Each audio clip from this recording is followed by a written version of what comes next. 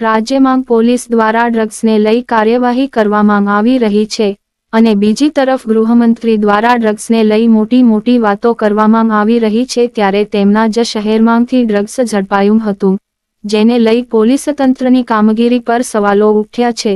થોડા સમય પહેલા નવસારીમાં નાઇજીરિયન યુવતી ડ્રગ્સ સાથે ઝડપાઈ હતી, ત્યારે વારંવાર આવી સ્થિતિ સર્જાતા લોકોમાં વિવિધ ચર્ચાઓ જાગી છે। તાજેતરમાં સુરતમાંથી ડ્રગ્સ ઝડપાઈ આવ્યું હતું, જેમાં શહેરના રાંદેરના વિસ્તારમાં ડ્રગ્સની હેરાફેરીનો પર્દાફાશ થયો હતો। પોલીસ દ્વારા કરવામાં આવેલી આ કાર્યવાહીમાં 444 ગ્રામ મેફેડ્રોન ડ્રગ્સ સાથે એક મહિલા સહિત 4 આરોપી પકડાયા હતા, જેમાં જીતેન્દ્ર રાવલ, ગુલામ રસૂલ શેખ, ઉમર શેખ અને અકીલા મલેકની ધરપકડ કરવામાં આવી હતી। ત્યારે પોલીસ પાસેથી વધુ મળતી માહિતી મુજબ રામનગર વિસ્તારના જાહેર રોડ પરથી 4 આરોપીની ધરપકડ કરવામાં આવી હતી। ત્યારે મેફેડ્રોન ડ્રગ્સની આંતરરાષ્ટ્રીય બજારમાં કિંમત 5 લાખ રૂપિયા 4,000 હોવાનું સામે આવ્યું છે। ત્યારે આ ઘટનાને લઈ પોલીસ વધુ કાર્યવાહી આદરી હતી।